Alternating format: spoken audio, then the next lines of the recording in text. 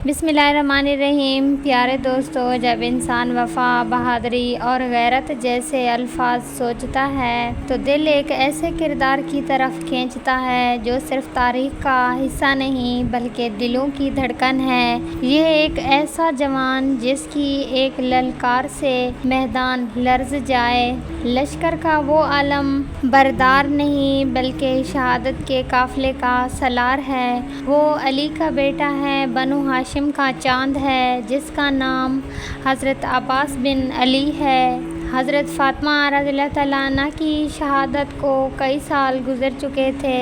حضرت فاطمہ کی شہادت کے بعد حضرت علی 10 سال تک کسی خاتون سے شادی نہیں کی۔ وہ ہمیشہ بی بی فاطمہ کے غم میں رہتے تھے۔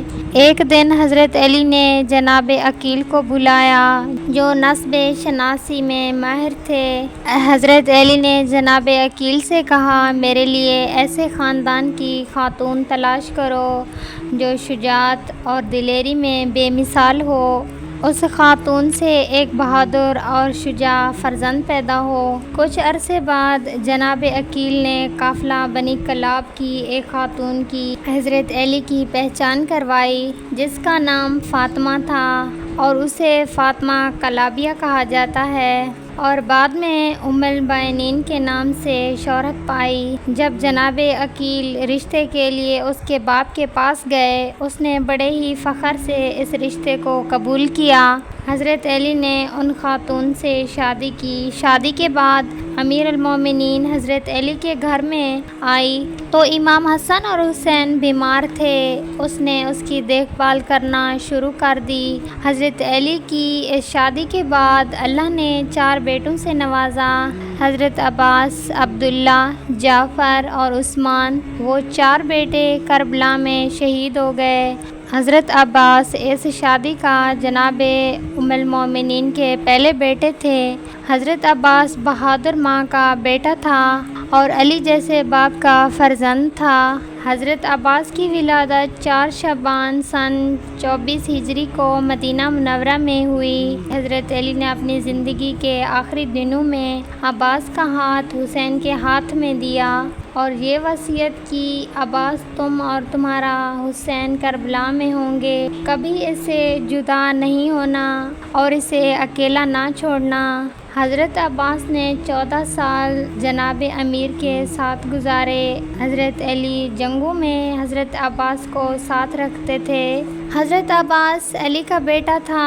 علی نے بدر، احد، خیر و خندق میں مرحوم عمر بن عبدود جیسے نامی گرامی پہلوانوں کے ساتھ مقابلہ کر کے انہیں جہنم نازل کی، اسلام کے پرچم کو سربلندی عطا کی۔ حضرت عباس وہ ذات ہے، باپ کی طرف سے بنی ہاشم کی شجاعت ملی اور ماں کی طرف سے بنی کلاب کی شجاعت ملی۔ جب حضرت علی شہید ہوئے تو اس وقت حضرت عباس 14 سال کے تھے۔ باپ کی وصیت جو عاشوراء میں کی، حسین کو اکیلا نہ چھوڑنا، علی کی یہ وصیت حضرت عباس کو ہمیشہ یاد رہی۔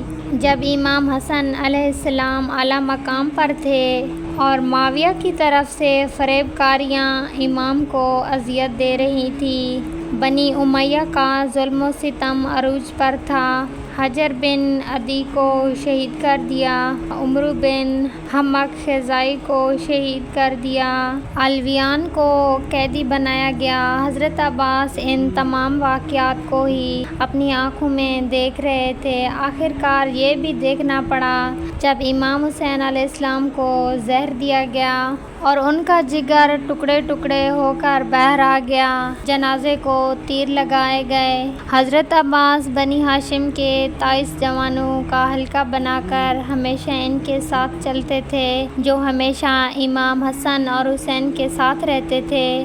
اور اس رات بھی جب ولید نے معاویہ کے انتقال کے بعد یزید کی بیعت کے لیے امام کو دارالخلافہ میں بلایا تو 23 جوان جناب عباس کی حکمرانی کے ساتھ دارالخلافہ تک جائے اور امام کے حکم کے مطابق اس کے باہر امام کے حکم جہاد کا انتظار کرتے ہیں۔ اور وہ لوگ جو مدینہ سے مکہ سے کربلا گئے وہ بھی حضرت عباس کی حکمرانی میں گئے۔ یہ عباس کی جوانی کے چند واقعات تھے۔ اس کے بعد واقعہ کربلا ہے۔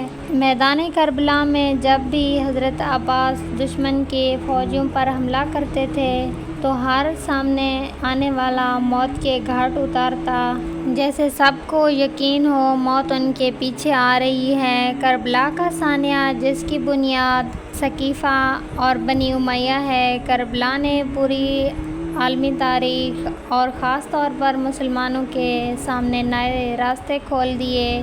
سلام ہو عباس کے کٹے ہوئے بازوں پر، سلام ہو عباس کی جانثاری اور وفاداری پر۔